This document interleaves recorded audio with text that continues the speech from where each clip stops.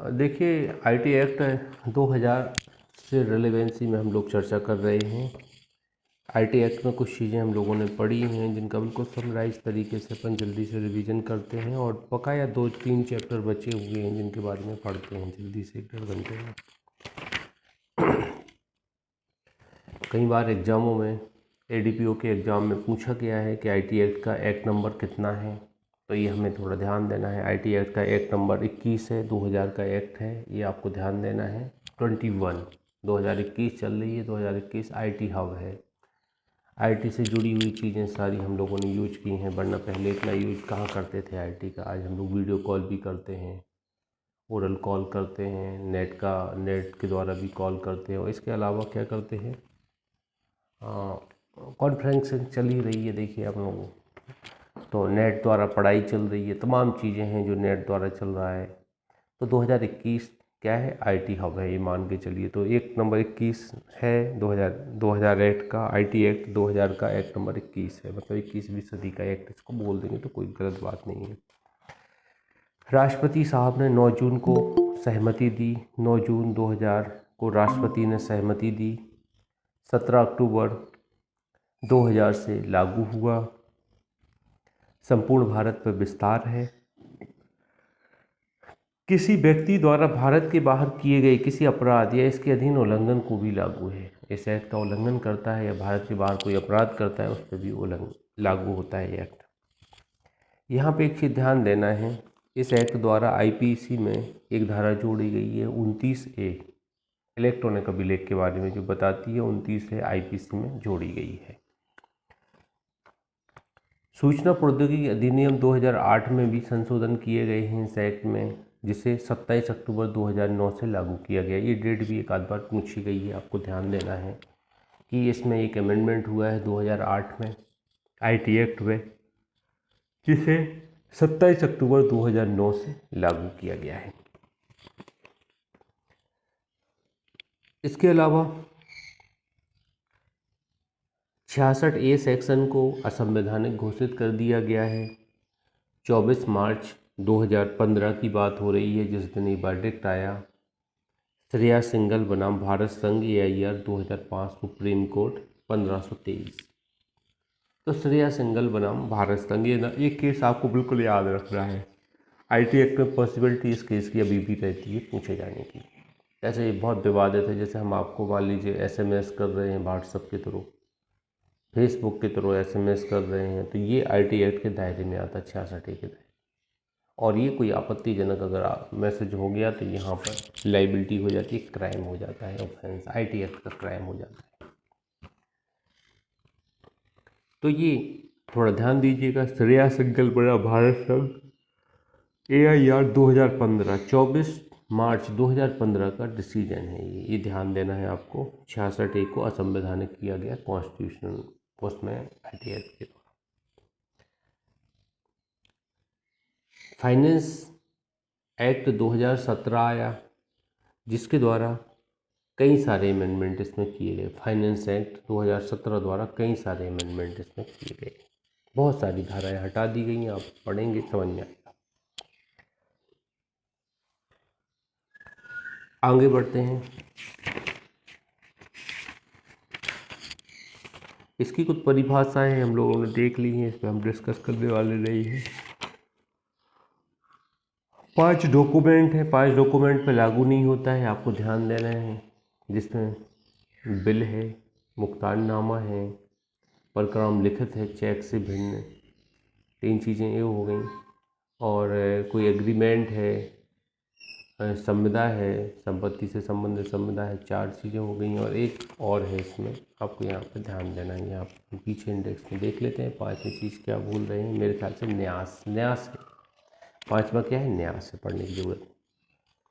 पहली अनुसूची में संशोधन कौन कर सकती, जोड़ घटा कौन सकता है, केंद्र सरकार सकती है। इस पर OT आते हैं, ध्यान दीजिए।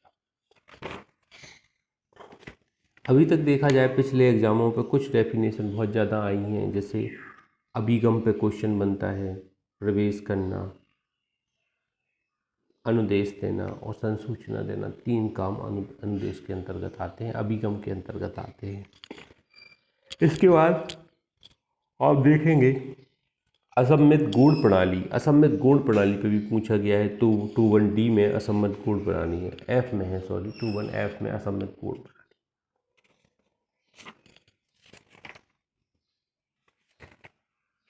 प्रमाणकर्ता प्राधिकारी G में, नियंत्रक M में।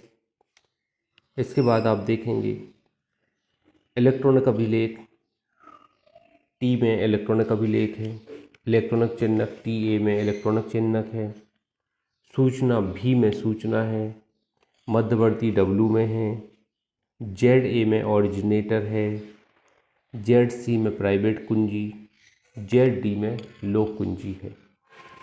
ठीक है। इसके बाद उपयोगकर्ता ZG में है। ये बहुत इंपॉर्टेंट डेफिनेशन, मतलब आपको पता होना चाहिए, अगर कभी इंटरव्यू में पूछ लेते हैं तो आप यहाँ पे बता सकते हैं जी, ये वो डेफिनेशन है, ये ध्यान दीजिएगा। कुछ धाराएं हैं जिनके संबंध में अपन ने चर्चा की। इलेक्ट्रॉनिक अभिलेख का अधिप्रमाणीकरण कोई उपयोगकर्ता कर सकता है। अधिप्रमाणीकरण कोई उपयोगकर्ता का कार्य है जी अधिप्रमाणीकरण का, सेक्शन 3। लोक कुंजी का उपयोग करके सत्यापित किया जा सकता है। लोक कुंजी का उपयोग करके सत्यापित किया जा सकता है।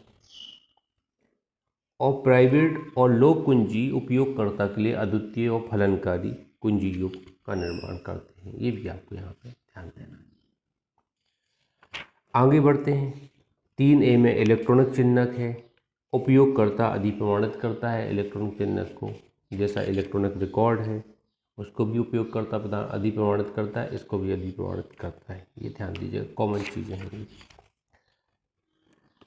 सेक्शन 4 है इलेक्ट्रॉनिक अभिलेखों की विधि मान्यता। तो यहाँ पे ध्यान दीजिएगा, इलेक्ट्रॉनिक अभिलेखों की विधि मान्यता के बारे में सेक्शन 4 बताती है, आपको ध्यान देना है।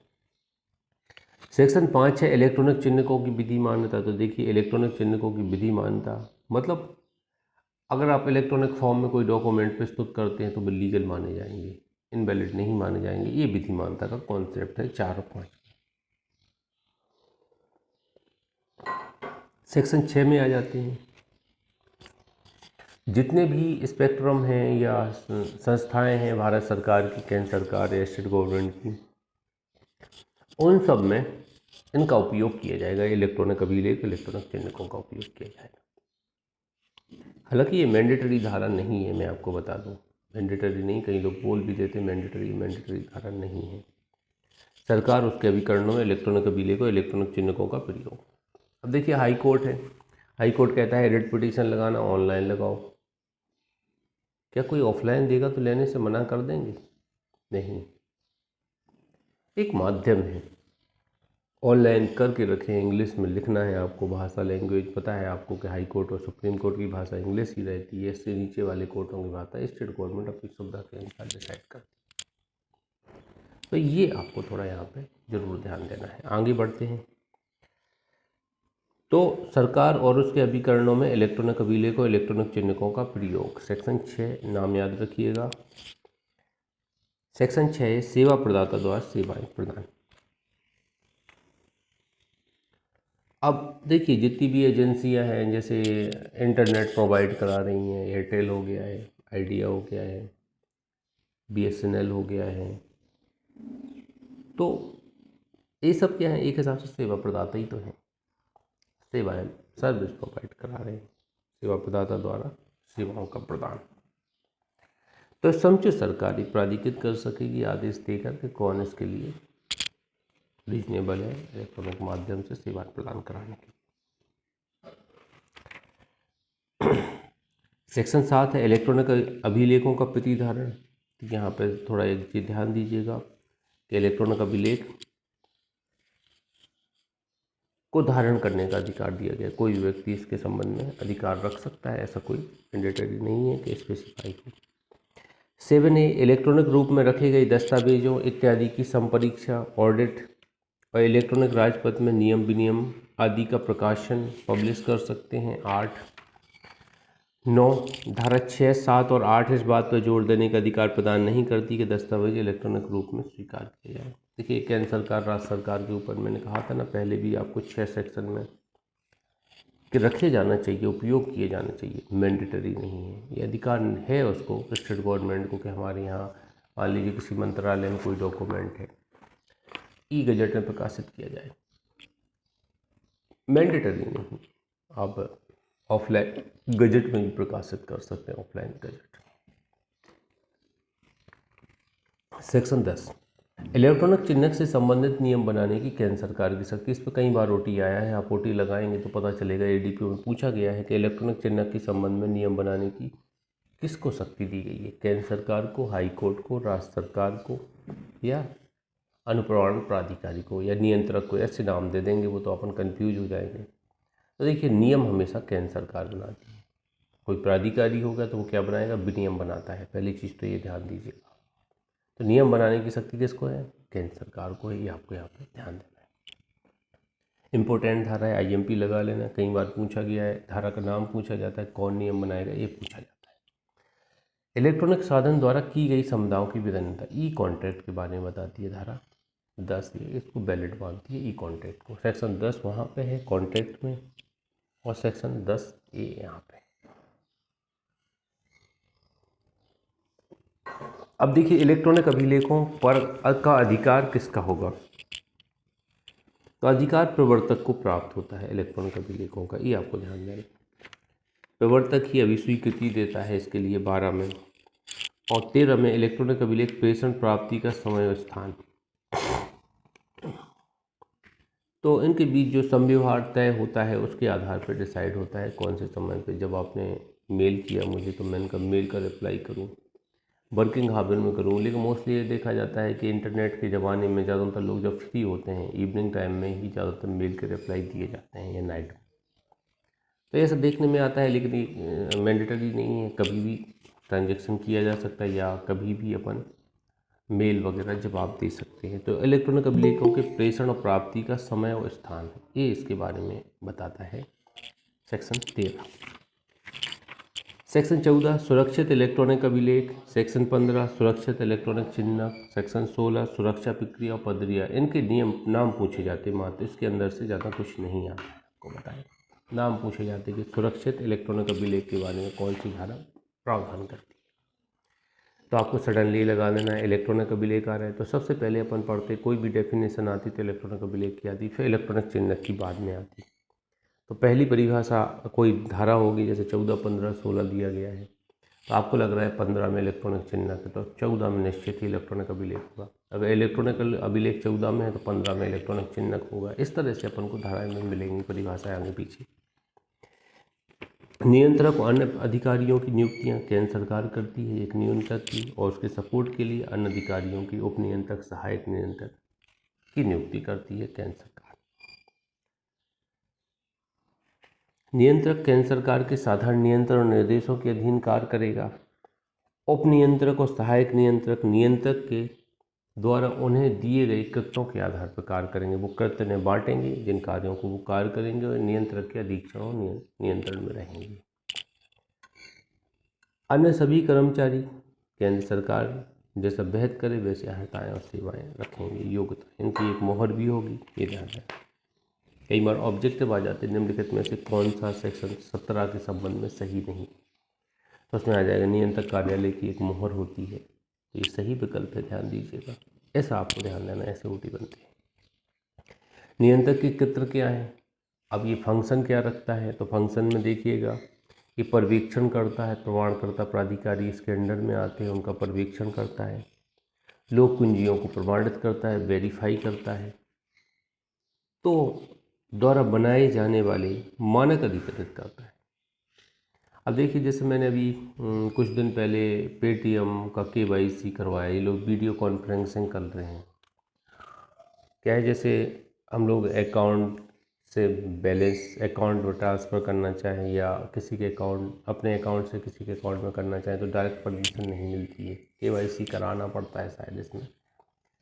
तो मैंने कराया KYC, तो एक प्रोसेस रहती है जिसमें वीडियो कॉल लगाया जाता है कंट्रोलर को, कोई रहता है जो अधिकारी बैंक का, उसको लगाया जाता है। बैंक का अधिकारी अपने सारे डिटेल चेक करता है, वीडियो कॉन्फ्रेंस से बात होती है, हम दिखाई देंगे उसको, वो नहीं दिखाई देता है, और हमारा पैन कार्ड वो रीड करता है, पैन कार्ड का स्क्रीनशॉट लेता है वीडियो कॉल के द्वारा।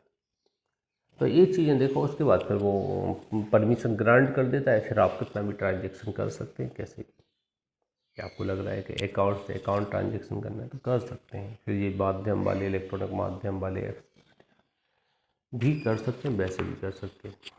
तो ये नियंत्रक के कृत्य के अंतर्गत ये सारी चीज़ें आ रही हैं। अगर देखा जाए तो एक हिसाब से नियंत्रक ही है, कंट्रोल करने वाला पर्सन ही है। विदेशी प्रमाणकर्ता प्राधिकारियों की मान्यता, अब मान्यता दे दिए तो उनके सर्टिफिकेट भी मान्य करेंगे अपन। ये कौन मान्यता देगा? केंद्र सरकार के पूर्व अनुमोदन से नियंत्रक। विदेशी प्रमाणकर्ता प्राधिकारियों को प्रमाणकर्ता प्राधिकारी के रूप में मान्यता दे सकेगा। कौन देगा? नियंत्रक देता है मान्यता। ध्यान दीजिएगा, केंद्र सरकार नहीं देती है, नियंत्रक देता है। केंद्र सरकार के पूर्व अनुमोदन से दिया जाती है मान्यता। अनुमोदन किसका लगता है? केंद्र सरकार का। मतलब पहले परमिशन केंद्र सरकार की लेंगे, उसके आधार पर मान्यता दे दी जाएगी विदेशी को। अब वो जो भी सर्टिफिकेट जारी करेंगे वो हमारे इंडिया में वैलिड होगा।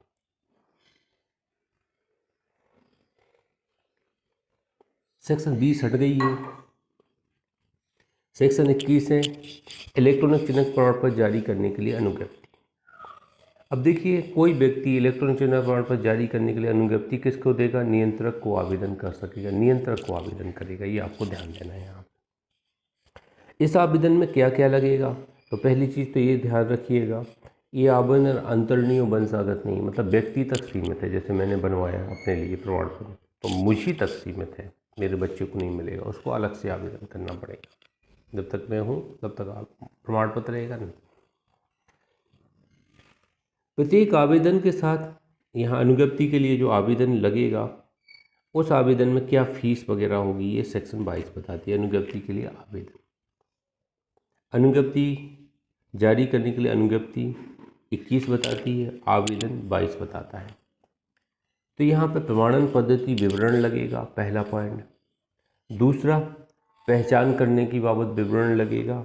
तीसरा, 25,000 रुपये से अनधिक फीस लगेगी। अन्य कोई दस्तावेज भी यहाँ पे लग सकता है। तो अपन पूरा आश्वस्त रहिए। यहाँ पे थोड़ा देखिए, प्रमाणन पद्धति विवरण, पहचान दस्तावेज और 25,000 रुपये से अनधिक की फीस, ये 3 चीज़ आप ध्यान दीजिएगा। उपरोक्त सभी क्वेश्चन आएगा। ये खाली फीस पूछ सकते हैं, कितनी फीस लगेगी, 5,000, 10,000, 25,000। कन्फ्यूज नहीं होना है, 5 और 25 में 25,000। अब अनुज्ञप्ति का रिनोवल कराना चाहता है कोई तो क्या होगा? तो रिनोवल के लिए एक निश्चित प्रारूप में आपको आवेदन करना पड़ेगा और 5,000 रुपये से अनधिक की फीस होगी। 5,000 रुपये तक की फीस होगी, ये ध्यान दीजिएगा। 24 बोलती है अनुज्ञप्ति प्रदान करने या उसे नामंजूर करने के लिए प्रक्रिया। तो ये नियंत्रक का पावर है, वो चाहे नामंजूर कर दे, ग्रांट कर दे। अनुज्ञप्ति का निलंबन, अब देखिए गलत मलत तरीके से अनुज्ञप्ति ले ली है आपने, शर्तों का पालन नहीं कर रहे हैं, धारा 30 में निर्दिष्ट मानकों को बनाए रखने में असफल रहते हैं और किए गए आदेश के किन्हीं उपबंधों का उल्लंघन कर रहे हैं, तो अनुज्ञप्ति को हम क्या करेंगे? वापस ले लेंगे आपसे, निलंबित कर देंगे। तो दोनों पावर मेरे पास हैं। किसके पास? कंट्रोलर, उसी ने दिया है तो वही वापस लेगा। लेकिन ऐसा अगर निलंबन हम करते हैं तो सब क्लॉज 2 का परंतु बोलता है कि 10 दिन से अधिक निलंबन नहीं होगा। तो मैक्सिमम 10 दिन तक हम किसी अनुज्ञप्ति का निलंबन कर सकते हैं। ये भी आपको यहाँ पे समझना है। आगे बढ़ते हैं। अनुज्ञप्ति के निलंबन प्रतिसरण की सूचना, ये आगे बढ़ी। प्रमाणकर्ता प्राधिकारी कोई अनुज्ञप्ति, नियंत्रक ऐसे निलंबन प्रतिसरण की एक सूचना उसके द्वारा रखे जाने वाले डाटा संचय प्रकाशित करेगा। जहाँ पे प्रमाणकर्ता प्राधिकारी की किसी अनुज्ञप्ति को निलंबित कर दिया गया है तो वहाँ नियंत्रक उसको प्रकाशित करेगा। एक डाटा, मतलब एक लिस्ट रहती ना, जैसे मान लीजिए कुछ फॉर्म आए मेरे पास और मैंने कुछ फॉर्म रिजेक्ट कर दिए और कुछ सेलेक्ट कर दिए, तो जो रिजेक्ट फॉर्म है तो उनकी एक लिस्ट रहेगी, सिलेक्ट की लिस्ट रहेगी, कौन कौन से बच्चों का हुआ है। तो इस तरह की बात है। आगे बढ़ते हैं। प्रत्यायोजन की शक्ति 27, नियंत्रक कर सकते हैं अपने पावर को उप नियंत्रक और सहायक नियंत्रक में डेलीगेट कर सकते हैं। ये आपको ध्यान देना है, 27 में लिखा है। उल्लंघनों का अन्वेषण करने की शक्ति। अब नियंत्रक या उसके द्वारा कोई प्राधिकृत अधिकारी नियम विनियमों के उपबंधों के उल्लंघन का अन्वेषण करेगा। देखिए, इन्वेस्टिगेशन करने के लिए यहाँ आईटी ऑफिसर नहीं आ रहा है, वरना आप थानेदार लगाओ कि निरीक्षक करेगा इन्वेस्टिगेशन या डीएसपी करेगा। दिमाग मत दौड़ाइएगा, आईटी एक्ट है। यहाँ पे निरीक्षण कौन करेगा? कंट्रोलर करेगा या कौन करेगा? देखिएगा, प्रमाण नियंत्रक करेगा या उसके द्वारा प्राधिकृत कोई अधिकारी करेगा, मतलब उप नियंत्रक, सहायक नियंत्रक, ये है प्राधिकृत अधिकारी। आयकर अधिकारियों की शक्तियों का प्रयोग करेंगे। जो इन्वेस्टिगेशन करने के दौरान आयकर अधिकारियों की शक्तियों का प्रयोग करेंगे। कंप्यूटर और डाटा तक पहुंच होगी सभी की, ये बताया गया है सेक्शन 29 में। 30 में प्रमाणकर्ता प्राधिकारी क्या अनुसरण करेंगे, ये बताया गया है। 31 में प्रमाणकर्ता प्राधिकारी अधिनियम आदि के अनुपालन को सुनिश्चित करेगा, ये देख लीजिएगा, मार्जिनल नोट से स्पष्ट हो रहा है। अनुज्ञप्ति को संप्रदर्शन करना है, प्रत्येक प्रमाणकर्ता प्राधिकारी संप्रदर्शित करेगा अनुज्ञप्ति को। आपको दी जाती है अनुज्ञप्ति तो आप क्या करेंगे? चिपकाएंगे, बढ़िया मड़वा के दीवार में टांगेंगे, जैसे अपन लोग हैं अपने सर्टिफिकेट टांगते, वैसे ही करेंगे।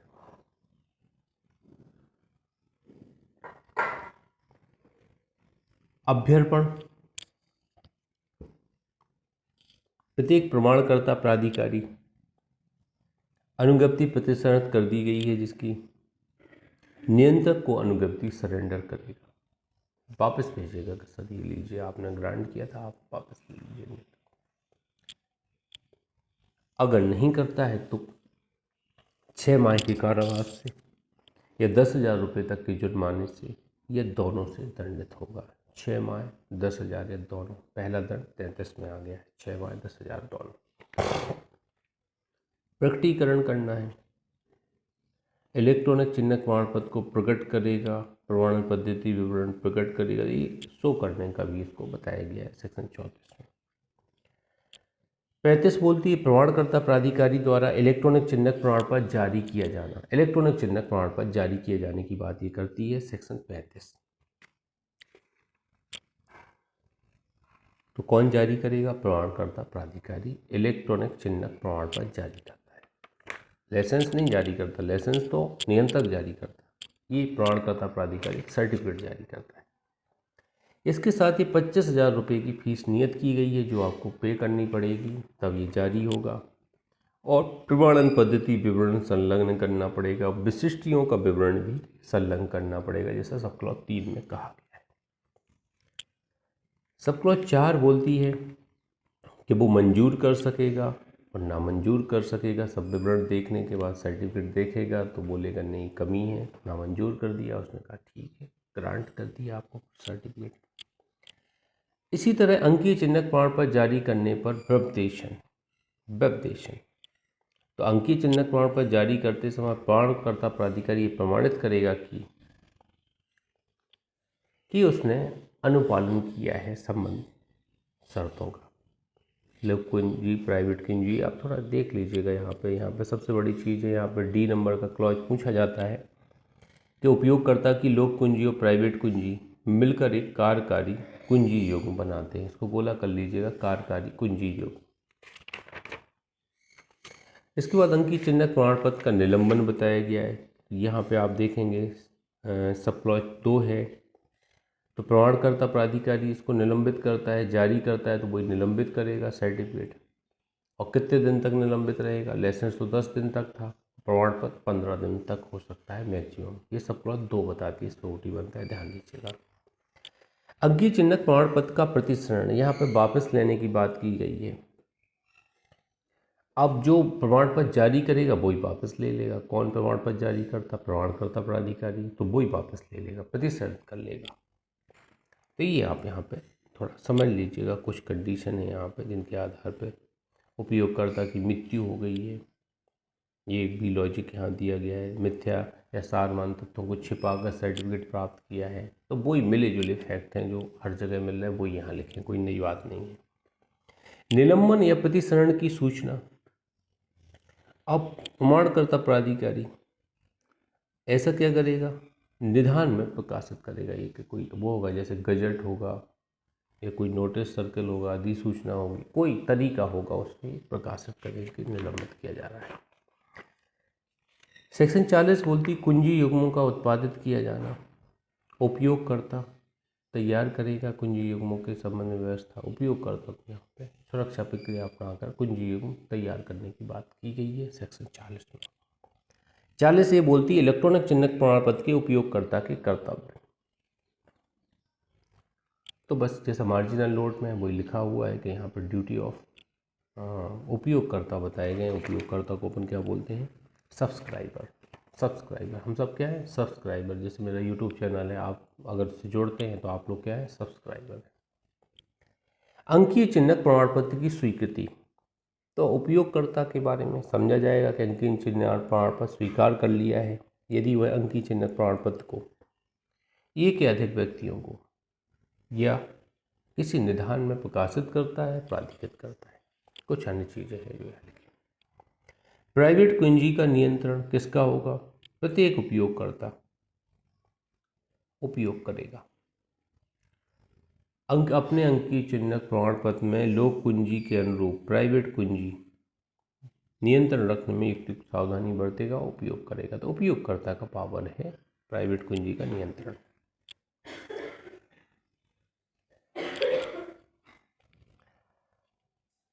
आगे बढ़ते हैं, 43 पे आ जाते हैं जो आज का हमारा टॉपिक है। ये तो अपना कल का रिवीजन हो गया, लगभग 30 मिनट्स में अपने रिवीजन कर लिया है। थोड़ी धाराएं हैं मेनली के, अब धाराएं हैं दंड से। तो आपके एग्जाम में आईटी एक्ट से कम ये मान के चलो, अगर गिरी हालत में भी बात करें तो 3 से 5 क्वेश्चन तक आ सकते हैं आपके एक्ट में। 3 से 5 क्वेश्चन तक। ऐसे जो उलझाऊ एक्ट है यहाँ पे ज़्यादातर लोग फंस जाते हैं। जिस लेवल से मैंने आपको पढ़ाया है, आपका पढ़ने का तरीका इसी लेवल का होना चाहिए। ज़्यादा डीप नहीं जाओ, नाना काका मामा ताऊ इन सब में नहीं पढ़ना है। जहाँ से ओटी बनने वाले हैं वो चीज़ें आपको कंफर्म होना चाहिए, मैं आपको बता दूँ। तो वो चीज़ें जैसा हम लोगों ने पढ़ाना है इसी स्पीड से आप पढ़िएगा, वरना 2-2 दिन तक नहीं पढ़ पाएंगे आईटी एक्ट। आप बिल्कुल स्लो मोशन में पढ़ेंगे। अब टाइम नहीं बचा है कि आप ऐसा पढ़ें। मैंने आपको बता दिया है, कोई भी एक्ट का रिवीजन करें, एक बार उठाएं, कंटिन्यू 1 घंटा पढ़ें और पूरा पलट के रख दें। मेन चीज़ें जल्दी जल्दी। कैसे आपने सारी चीज़ें पढ़ी हैं, एक लाइन तो पढ़ाई है मैंने आपको। क्रैश कोर्स में हम बस ऐसे ही पढ़ाने वाले हैं, बहुत लाइटली। 1 से 1.5 घंटे में अपना कवर हो जाएगा पूरा एक्ट। किसी दिन 1 एक्ट, किसी दिन 2 एक्ट लगाएंगे छोटे छोटे। हाँ जीएस अपन पढ़ ही ले रहे हैं, उस पर भी चर्चा करेंगे। कुछ मुद्दों में जो नए समसामयिक जुड़ेंगे वो सारी चीज़ें अपन चर्चा करेंगे। तो यहाँ आपका पढ़ना बहुत मायने रखता है। तो भाई रट्टा मारो। अब टाइम आ गया है रट्टा मारने का। तो धाराएं रटो, किस धारा में क्या है। अंदर की चीज़ें तो मैंने आपको इतना घोल घोल के पिलाई हैं जड़ी बूटियों टाइप की, कि अंदर की चीज़ें अगर आप पता है कि सेक्शन 1 में संक्षिप्त नाम विस्तार प्रारंभ है, तो आपको पता है संपूर्ण भारत में, भारत के बाहर भी लागू होता है आईटी एक्ट। आपको पता है 17 अक्टूबर 2000 से लागू हुआ है। आपको पता है 9 जून 2000 को सहमति मिली है। ये चीज़ें आपको पता होना। आंखें बंद करो, मार्जिनल नोट जैसे दिमाग में आए तुरंत सब कुछ उगल दे। बोल देना, हम बोलते आम का अचार। तो आम का अचार बोलते हैं तो अपन को एहसास होने लगता है, ऐसा लगता है अपन अचार खा रहे हैं, और टेस्ट सा महसूस होने लगता है कि खट्टा होता आम का अचार, ऐसा होता। हम बोलते फुल्की की बात करते हैं, फुल्की पीते हैं सब लोग, तो मुँह में पानी आने लगता है, हम टेस्ट महसूस करने लगते हैं। बस यही है, हमारा दिमाग अपने आप काम करता है कि हमें जो चीज़ें पढ़ी हुई हैं वो रिकॉल होती हैं। लेकिन रिकॉल करने के लिए हमें पॉइंट तो चाहिए, एक पॉइंट चाहिए कि नहीं चाहिए, जिस पे हम सेंट्रलाइज कर पाएँ। तो वो पॉइंट है मार्जिनल नोट। कंप्यूटर प्रणाली आदि का नुकसान के लिए शास्ति और प्रतिकर, सेक्शन 33। तो ये देखिएगा, अब देखिए कंप्यूटर में विभिन्न नुकसान करते हैं कोई। तो यहाँ पे आप देखिएगा, ज़्यादा उलझुल नहीं पढ़ना है आपको। यहाँ पे बस सीधा लिखा गया है, मैं थोड़ा पढ़ता हूँ, 1-2 खंड पढ़ूंगा इसमें, इससे आइडिया आपको हो जाएगा। इससे ज़्यादा यहाँ से क्वेश्चन नहीं आते हैं। इसका सिर्फ मार्जिनल नोट पूछा जाएगा। कंप्यूटर प्रणाली आदि को नुकसान के लिए शास्ति और प्रतिकर की व्यवस्था कहाँ की गई है? सेक्शन 43 में, और कुछ नहीं आएगा।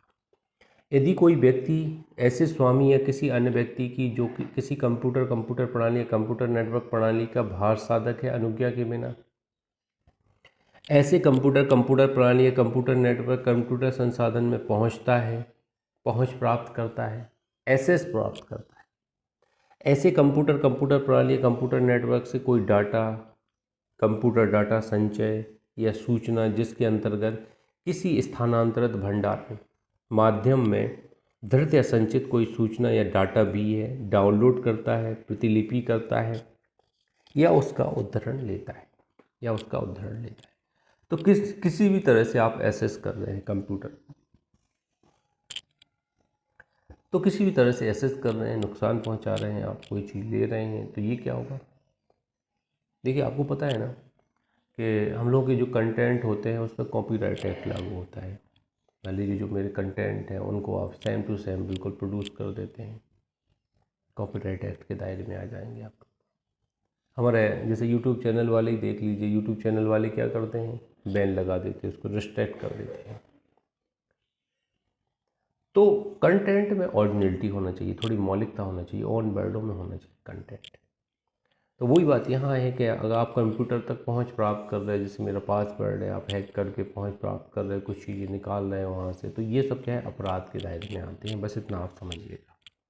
तो इसके लिए शास्ति क्या है, सबसे लास्ट की लाइन आप पढ़िएगा, ये बकाया चीज़ें एक बार पढ़ लेना, यहाँ से कोई ओटी नहीं आता है। तो वह इस प्रकार प्रभावित व्यक्ति को प्रतिकर के रूप में नुकसानियों का संदाय करने का दायी होगा। अनलिमिटेड है, कितना भी कंपनसेशन दिलाया जा सकता है। जैसे गूगल को नुकसान कर दो, आप फेसबुक को नुकसान कर दो, कितना डाटा चोरी हो रहा है। आपको क्या लगता है, आपके पास अच्छा मोबाइल है, 20,000 नोट 2 है, मान लीजिए 40,000 का मोबाइल है, तो एप्पल का मोबाइल है आपके पास में, तो आप क्या समझ रहे हैं, आपकी इन्फॉर्मेशन आपके मोबाइल में ही है। जितने जो ऐप्स हैं बहुत चोरी हो रहा है डाटा, आपकी एक एक जानकारी, क्या आपके कहाँ कहाँ अकाउंट हैं, आपका क्या नाम है, किससे क्या बात होती है, क्या आप सर्च करते हैं, सब उनके पास जानकारी होता है।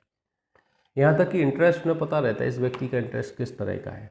जैसे मेरा है, मैं रिसर्च से संबंधित चीज़ें ज़्यादा सर्च करता हूँ, कोई नया पब्लिश पेपर होता है वो चीज़ें ज़्यादा सर्च करता हूँ, ये मेरी एक हैबिट है। अगर कोई मेरा रिकॉर्ड देखे सर्च में, तो किसी मूवी को सर्च करते हुए पाया जाऊँगा, या किसी ओल्ड गाने को सर्च करते हुए पाया जाऊँगा। सुनता वनता नहीं हूँ, गाने वाने अपन को ज़्यादा शौक़ नहीं है। तो ये देखिएगा, नुकसानियों का संदाय करने की बात की गई। जिस तरह से एसेस बनाते हैं, अपनी प्राइवेसी में इंटरफेयर करते हैं, कंप्यूटर में इंटरफेयर करते हैं और एसेस करते हैं, ऐसे लोगों को दंडित करने की बात की गई है। तो नुकसानी जितनी होगी उसके अनुसार संदाय होगा। तो ये अनलिमिटेड है, कोई डिसाइड नहीं है कितना संदाय होगा। सेक्शन 43 के स्पष्टीकरण के खंड 3 में कंप्यूटर वायरस को डिफाइन किया गया है। इतना आप समझिएगा, यहाँ पे ज़्यादा पढ़ने की ज़रूरत नहीं है। सेक्शन 43 है सुरक्षित डाटा की सफलता के लिए प्रतिकर।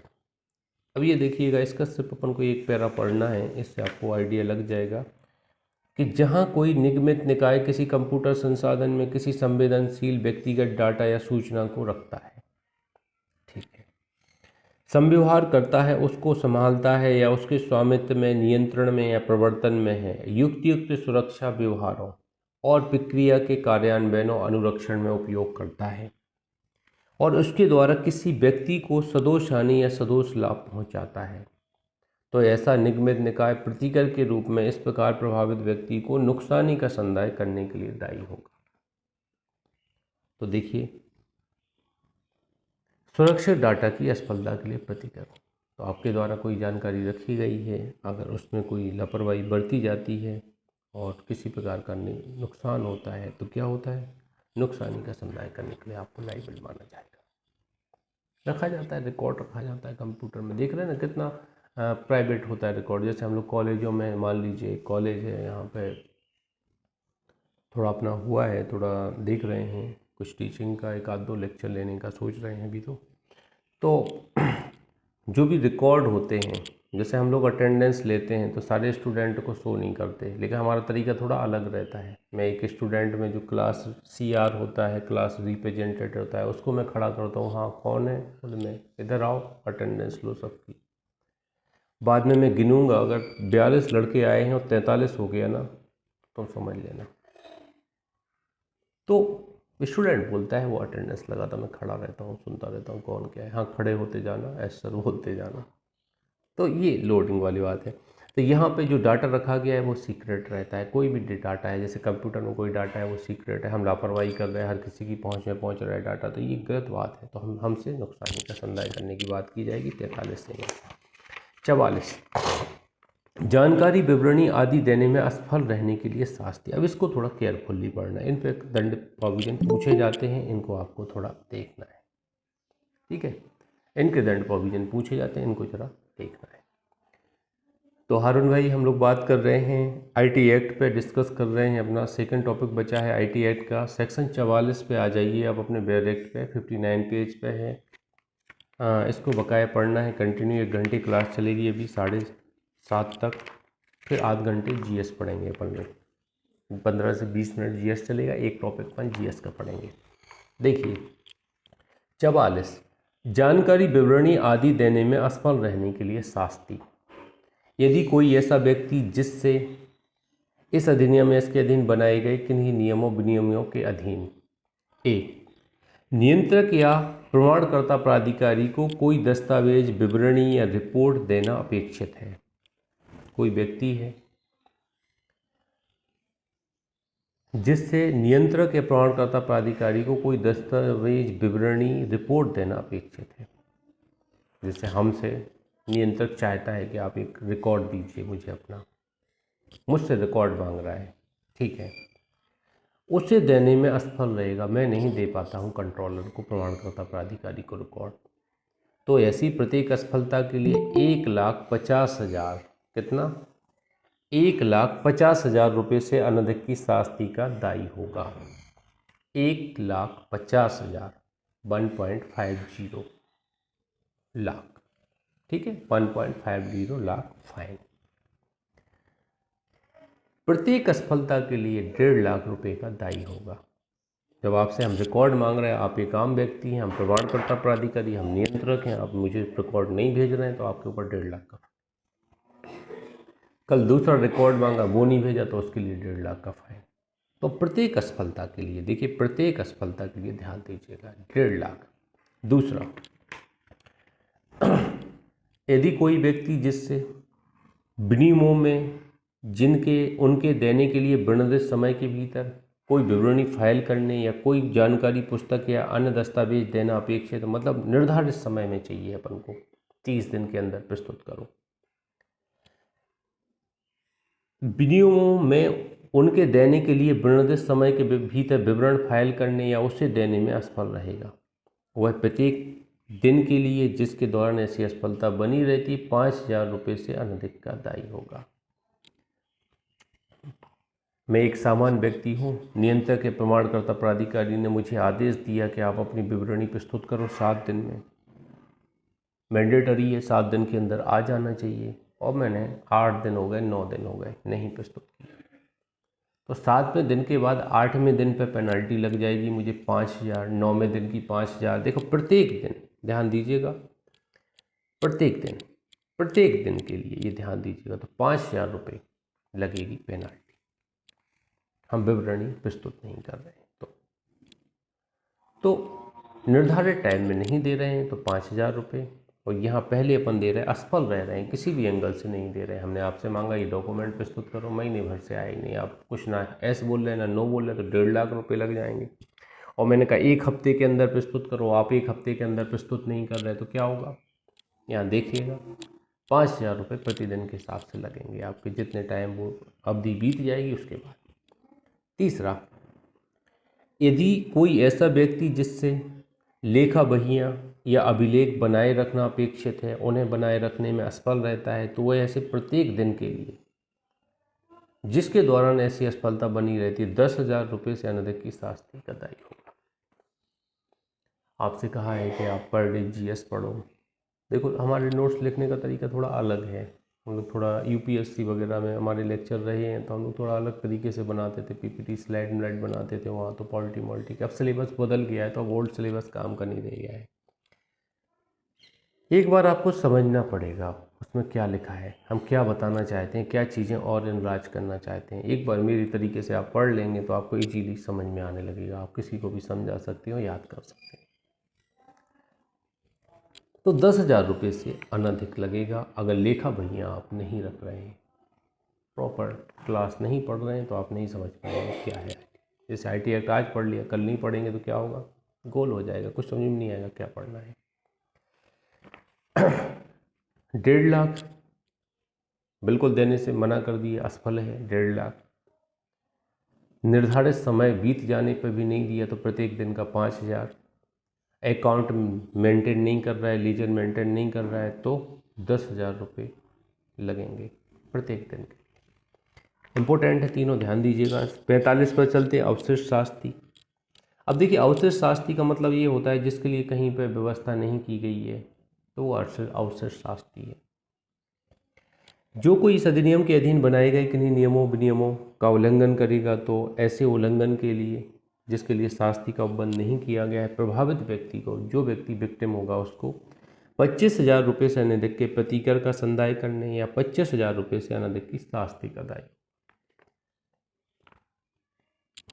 कंपनसेशन या पेनाल्टी, यहाँ पे देखिएगा कंपनसेशन और पेनाल्टी क्या होता है। कंपनसेशन का मतलब होता है जो हम प्रतिकर देते हैं वो पीड़ित व्यक्ति को पहुँचता है सीधा, और पेनाल्टी का मतलब होता है जो हम पेनाल्टी देते हैं वो पहुँचता है किसको, न्यायाधिकारी को पहुँचता है। न्याय निर्णय का अधिकारी निर्णय करता है ना यहाँ पे, उसको पहुँचता है।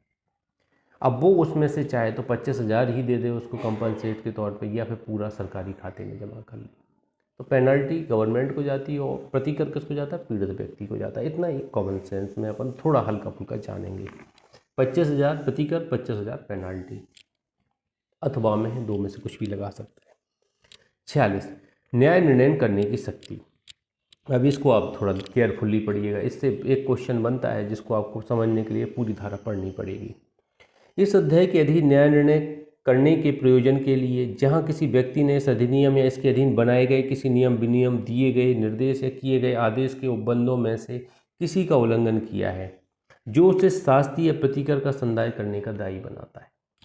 देखो, कोई ऐसा नियम का उल्लंघन कर रहा है जिसके लिए आपके ऊपर पेनल्टी लग सकती है, वहाँ केंद्र सरकार उपधारा 3 के उपबंधों के अधीन रहते हुए भारत सरकार के, देखिए नंबर 1 डालिएगा, इसको अंडरलाइन कीजिएगा, भारत सरकार के निर्देशक की पंक्ति से आनिम्न किसी अधिकारी, अंडरलाइन कर लीजिए, पूरा नंबर 1 डालिए इसको। भारत सरकार का निर्देशक से आनिम्न अधिकारी होना चाहिए, कम से कम निर्देशक रैंक का होना चाहिए, डिप्टी निर्देशक नहीं आएगा इसमें, ध्यान दीजिएगा। या दूसरा, राज्य सरकार के किसी समतुल्य अधिकारी को, अंडरलाइन कीजिए, राज्य सरकार के समतुल्य अधिकारी को नंबर 2, और राज्य सरकार का भी निर्देशक के तुल्य का अधिकारी होना चाहिए।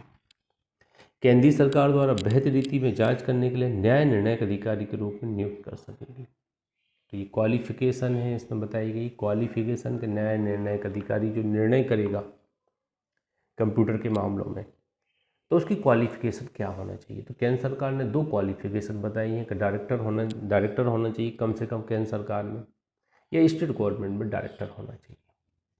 तो ऐसे व्यक्ति को हम न्याय निर्णायक अधिकारी क्या करेंगे, नियुक्त करेंगे। कौन करता नियुक्ति, केंद्र सरकार करती। देखिएगा, ऐसा यहाँ पे बिल्कुल अंडरस्टैंडिंग नहीं आती, लेकिन ओटी बनता है इस पर।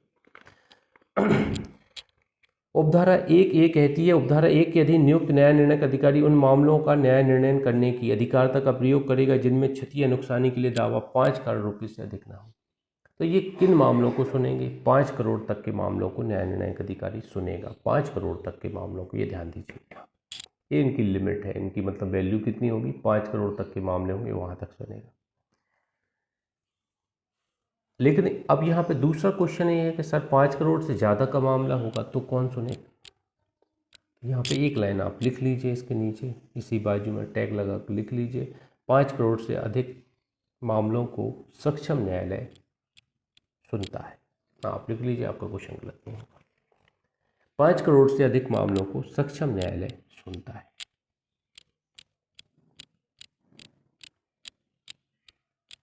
ये परंतुक में भी लिखा हुआ है, लेकिन आप यहाँ अलग से लिख लीजिए, जिससे क्या होगा, विजिबल होगा तो आप समझ जाएंगे। परंतु क्षति या नुकसानी के लिए 5 करोड़ रुपए से अधिक के दावे की बाबत अधिकारिता सक्षम न्यायालय में न्याय, परंतुक में जैसा लिखा है, थोड़ा ध्यान दीजिएगा यहाँ पे। इसके बाद यहाँ पे आप देख लेना, ये सबको 2, 3, 4, 5, 6, 7 सिविल न्यायालय की शक्तियों का प्रयोग करेंगे, ऐसा कुछ यहाँ लिखा है जो काम का बिल्कुल नहीं है, फिर भी आप एक बार पढ़ लीजिएगा, ये अपन नहीं पढ़ रहे हैं। सेक्शन 47 न्याय निर्णय अधिकारी द्वारा विचार की जाने वाली बातें, तो ये भी आप पढ़ लीजिएगा, ये भी कोई काम का नहीं है। 47 यहाँ पे 48 में आ जाते हैं सीधे। अपील प्राधिकरण, अपील अधिकरण, देखिए यहाँ पे ट्राइब्यूनल है, प्राधिकरण भी बोलेंगे तो चलेगा, अपील ट्राइब्यूनल। इसको इन्होंने क्या किया है, भी सेक्शन 2017 में जो फाइनेंस एक्ट आया उसके तहत इसको रिप्लेस कर दिया है, सब्स्टिट्यूट कर दिया है इस धारा को। अब इन्होंने जोड़ दिया है, देखिए भारतीय दूरसंचार विनियामक प्राधिकरण अधिनियम 1997, इसको ट्राई बोलते हैं, ट्राई, TRAI, ट्राई एक्ट की धारा 14 के अधीन स्थापित दूरसंचार विवाद समाधान अपील अधिकरण, इसको क्या बोलते हैं, TDS-AT बोलते हैं, अपीलेट ट्राइब्यूनल, TDS बोला जाता है इसको, TDS, दूरसंचार विवाद समाधान अपील अधिकरण, TDS-AT कहा जाता है इसको, TDS-AT। आप जाएंगे कभी BSNL ऑफिस जाइए या किसी अन्य ऑफिस जाइए, वहाँ TDS अधिकारी होंगे जो विवाद निर्धारित करते हैं। तो ये नंबर 1 हो गया, ट्राई एक्ट के अंतर्गत TDS-AT आ गया है, अपीलेट ट्राइब्यूनल आ गया है। इसके बाद नंबर 2 है वित्त अधिनियम 2017 के अध्याय 6 के भाग 14 के प्रारंभ से ही इस अधिनियम के प्रयोजनों के लिए अपील अधिकरण होगा। तो ये भी आप थोड़ा ध्यान दीजिएगा, वित्त अधिनियम 2017 के 6 के भाग 14 के प्रारंभ से ही इस अधिनियम के प्रयोजनों के लिए अपील अधिकरण होगा। तो इसमें वित्त अधिनियम के अंतर्गत भी, फाइनेंशियल एक्ट जो है इसके अंतर्गत भी एक अपील अधिकरण की बात की गई है, और उक्त अधिकरण इस अधिनियम द्वारा इसके अधीन प्रदत्त अधिकारता शक्तियों प्रयोग का करेगा। तो मतलब 2 तरह से ट्राई के तहत एक अपीलेट अधिकरण बनाया गया है और एक फाइनेंस एक्ट के तहत अपील अधिकरण बनाया गया है। ये दोनों अपील अधिकरण क्षेत्राधिकार रखेंगे यहाँ पर मामलों को सुनवाई का निर्धारित करने का, ऐसा अपन इसको अंडरस्टैंडिंग करेंगे। विषय स्थान निर्दिष्ट करेगी केंद्र सरकार, जहाँ पे ये अधिकारता का प्रयोग करेंगे। देखिए यहाँ कुछ नहीं लिखा है, ट्राई देख लीजिए और फाइनेंस एक्ट देख लीजिए। ट्राई एक्ट देख लीजिए 1997 का, फाइनेंस एक्ट 2017 के, इनके तहत बनने वाले अपील अधिकरण ही यहाँ पे अपील अधिकरण के तौर पर कार्य करेंगे, केंद्र सरकार इनकी ज्यूरिडिक्शन तय करेगी। इसके बाद 49 को 2017 में हटा दिया गया है, 50 को 2017 में हटा दिया गया है, 51, 52, 52A, 52B, 52C को 2017 में हटा दिया गया है। इसके बाद 52D आ जाता है, 52D में है बहुमत द्वारा विनिश्चय। अब देखिए जो भी न्याय निर्णयक अधिकारी होते हैं, जो किसी मामले का निर्धारण करते हैं, तो एक इन्हें बहुमत लेना पड़ता है, बहुमत के आधार पर ये निर्धारण करते हैं, मेजोरिटी के आधार पर। यदि 2 सदस्यों से मिलकर बनने वाली किसी न्यायपीठ के सदस्यों की किसी प्रश्न की राय में मतभेद है, जैसे हम दोनों लोग मामला सुन रहे हैं, मैं और B मामला सुन रहे हैं, B विरोध में जा रहा है, हम सपोर्ट में जा रहे हैं, तो हम एक मत हो ही नहीं पाएंगे, तो हम क्या करेंगे, तो वे उस प्रश्न या उन प्रश्नों पर जिन पर उनमें मतभेद है कथन करेंगे और अपील अधिकरण के अध्यक्ष को निर्देशित करेंगे, अपील अधिकरण के अध्यक्ष को निर्देशित करेंगे मामला, जो स्वयं प्रश्न या प्रश्नों की सुनवाई करेगा। ऐसे प्रश्न या प्रश्नों का विनिश्चय ऐसे सदस्यों के बहुमत की राय के अनुसार किया जाएगा जिन्होंने मामले की सुनवाई की है, जिसके अंतर्गत वे सदस्य भी हैं जिन्हें मामले की सुनवाई। तो अपन किसी अन्य सदस्य के पास मामला भेज देंगे और जो बहुमत, जिस पक्ष में बहुमत ज़्यादा होगा उस पक्ष में निर्णय हो जाएगा। मान लीजिए हम पक्ष में हैं, B विरोध में है और C आ जाता है मेरे पक्ष में बोल देता है, तो पक्ष में निर्णय हो जाएगा। 53-54 को हटा दिया गया है 17 में। 55 धारा है, 55 धारा अपील अधिकरण का गठन करने वाले आदेश का अंतिम होना और उसकी कार्रवाइयों का अविधिमान ना हो।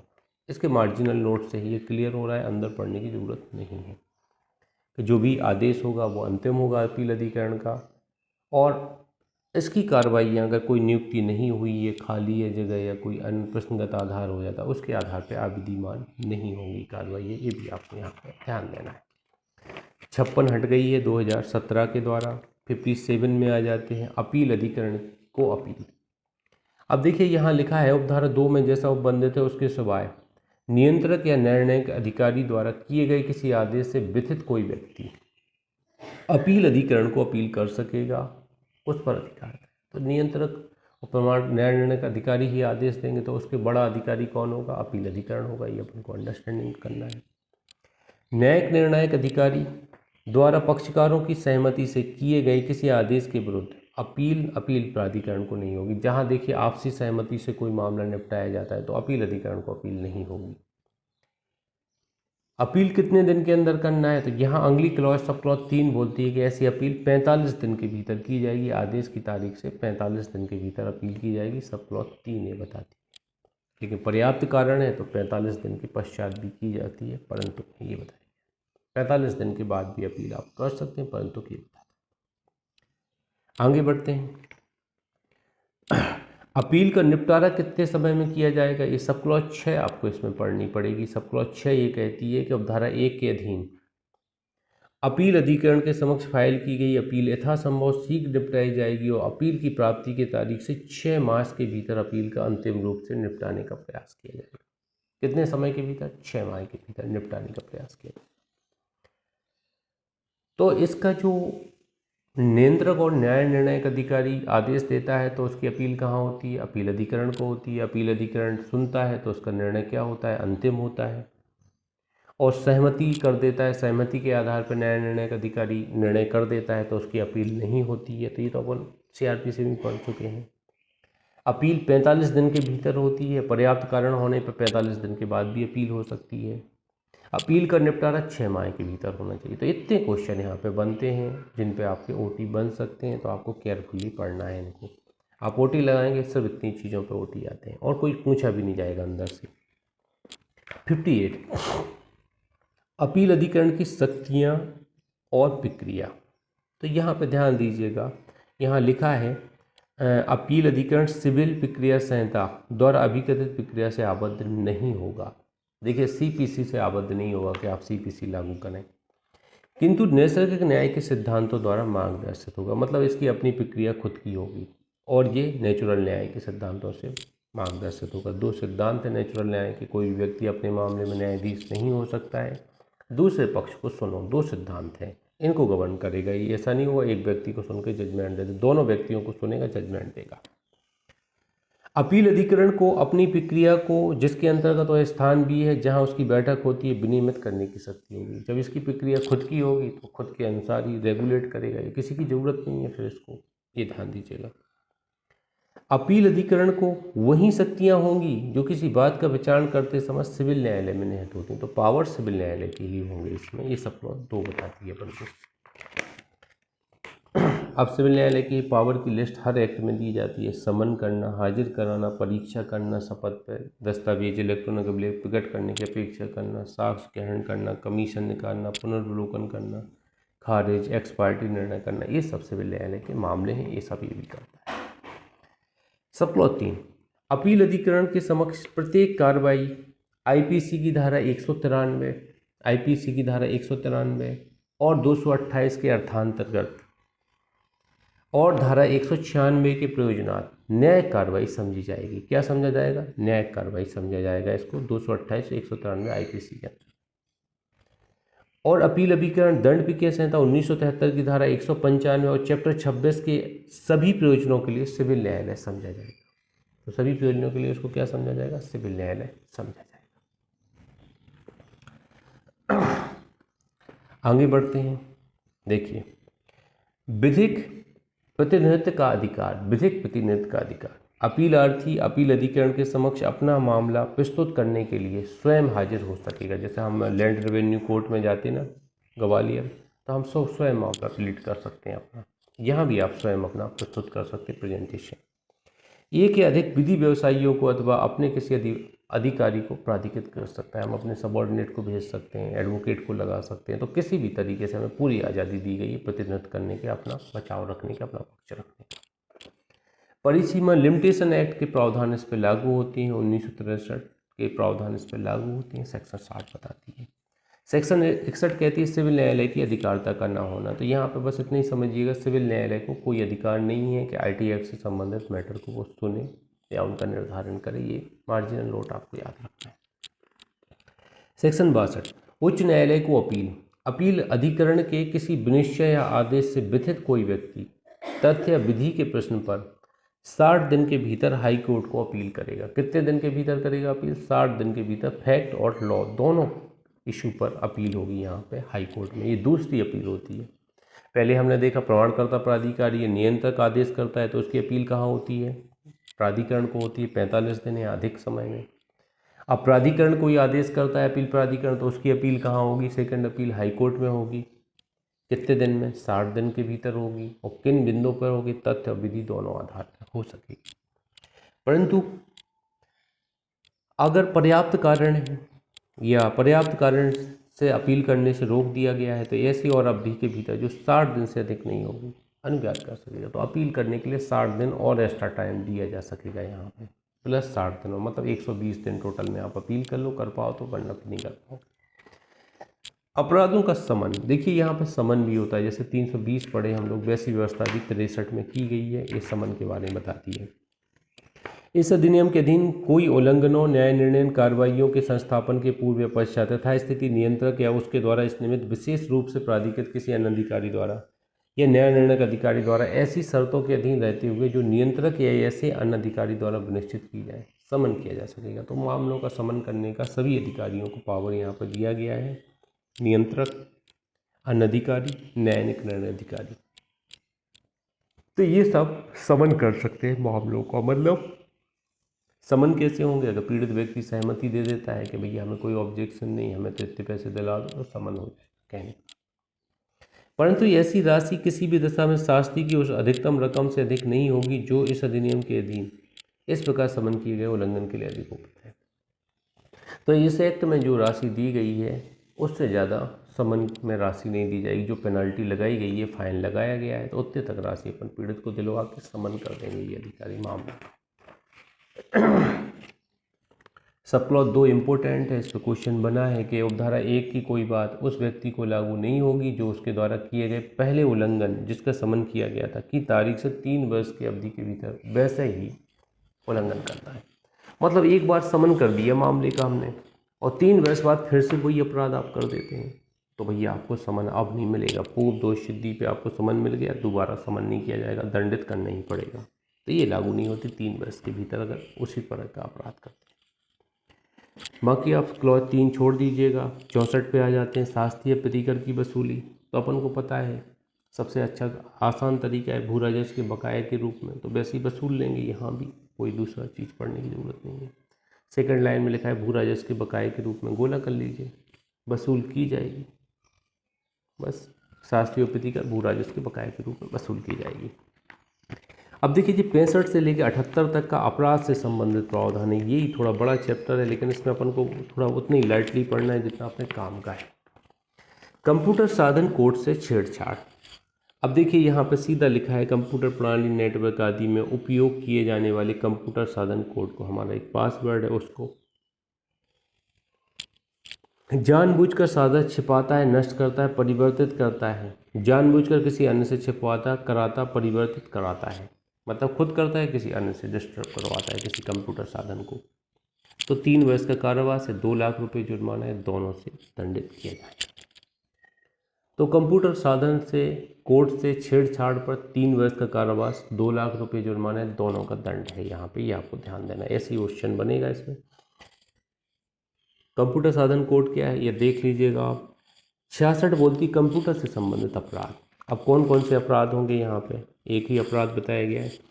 यदि कोई व्यक्ति धारा 43 में निर्देश कोई बेईमानी या कपट पूर्वक करता है, अब देखो कंप्यूटर के साथ नुकसानियाँ की जा रही हैं, पहुँच प्राप्त की जा रही 43 में, तो वो अगर कोई व्यक्ति बेईमानी या कपट पूर्वक करता है, कंप्यूटर में पहुँच या नुकसानी करता है, तो 3 वर्ष तक के कारावास या 5 लाख रुपए तक का जुर्माना है, दोनों से दंडित कर दिया जाएगा। अब देखो 43 में कोई दंड नहीं बताया गया नुकसानियों के लिए, जितनी नुकसानी होगी उतना संदाय करने की बात की गई है। लेकिन बेईमानी और कपटपूर्वक अगर 43 के अंतर्गत अपराध कर रहा है कोई व्यक्ति, तो उसको 3 वर्ष का कारावास या 5 लाख रुपये जुर्माना या दोनों से दंडित किया जाएगा। 66 स्पष्टीकरण छोड़िएगा, कुछ है ही नहीं उसमें। 66A। अब देखिए ये सेंडिंग मैसेज के ऊपर धारा है, इसके ऊपर आप एक चीज़ लिख लीजिए, सेंडिंग मैसेज श्रेया संगल में अभिखंडित की गई। यहाँ फुटनोट पे भी लिखा हुआ है, इसको अंडरलाइन कर लीजिएगा। 24 मार्च 2015 को श्रेया संगल भारत संघ में अभिखंडित की गई है। इसको थोड़ा पढ़ना पड़ेगा। संसूचना सेवा आदि द्वारा आक्रामक संदेश भेजने के लिए दंड। कोई व्यक्ति जो किसी कंप्यूटर संसाधन या किसी संसूचना के साधन से किसी सूचना को जो अत्यधिक आक्रामक या धमकाने वाली प्रकृति की है, या किसी सूचना को जिसको वह मिथ्या होना जानता है किंतु क्षोभ, असुविधा, खतरा, रुकावट, अपमान, क्षति या आपराधिक अभितरास, शत्रुता, घृणा या वैमनस्य फैलाने के प्रयोजन के लिए लगातार ऐसे कंप्यूटर संसाधन या किसी संसूचना युक्ति का प्रयोग करके किसी इलेक्ट्रॉनिक डाक संदेश को ऐसे संदेशों के उद्गम के बारे में